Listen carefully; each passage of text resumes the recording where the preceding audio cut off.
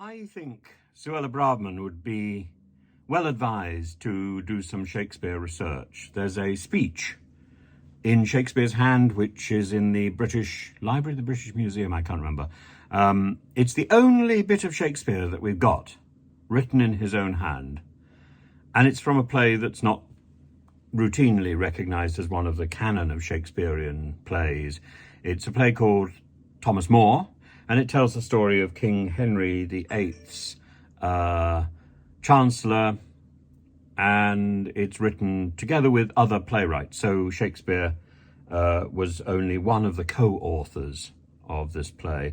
And the particular speech, which is brilliant, full of humanity, full of wordplay, full of quite complex poetry, is it's at a moment when there's been a riot in St Martin in the Fields, near present-day Trafalgar Square, or on present-day Trafalgar Square, and Thomas More arrives to read the riot act, literally. And he says, well, look, what you've been doing in attacking these refugees, in attacking these migrants, deserves the death penalty.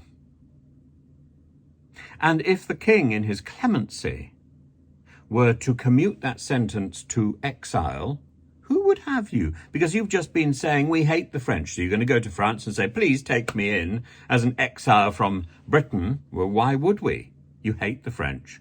Or we hate the Germans. Please take us in, Germany, but you hate us.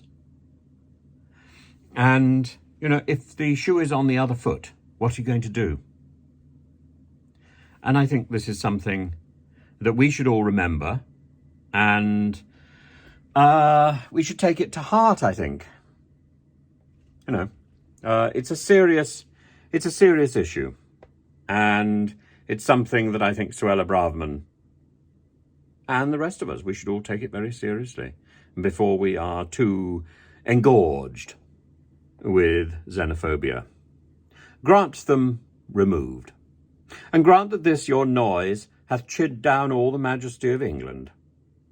Imagine that you see the wretched strangers, their babies at their backs, and their poor luggage, plodding to the ports and coasts for transportation, and that you sit as kings in your desires, authority quite silent by your brawl, and you in ruff of your opinions clothed. What have you got?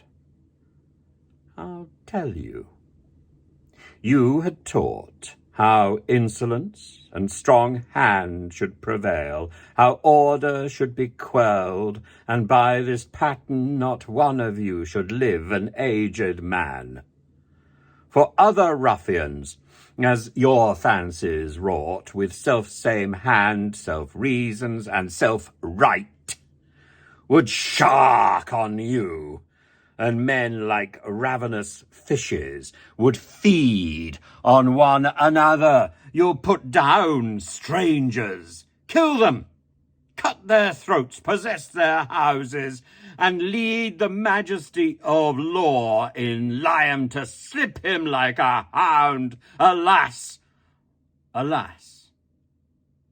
Say now the king, as he is clement if the offender mourn, should so much come too short of your great trespass as but to banish you.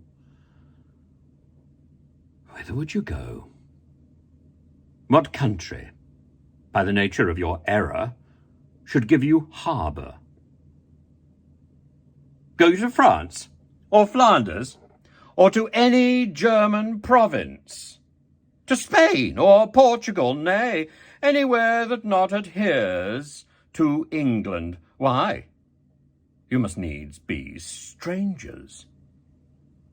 Would you be pleased to find a nation of such barbarous temper that breaking out in hideous violence would not afford you an abode on earth? Whet their detested knives against your throats, spurn you like dogs, and like as if that God owned not, nor made not you, nor that the elements were not all appropriate to your comforts, but chartered unto them? What would you think to be thus used? This is the stranger's case, and this your mountainish inhumanity.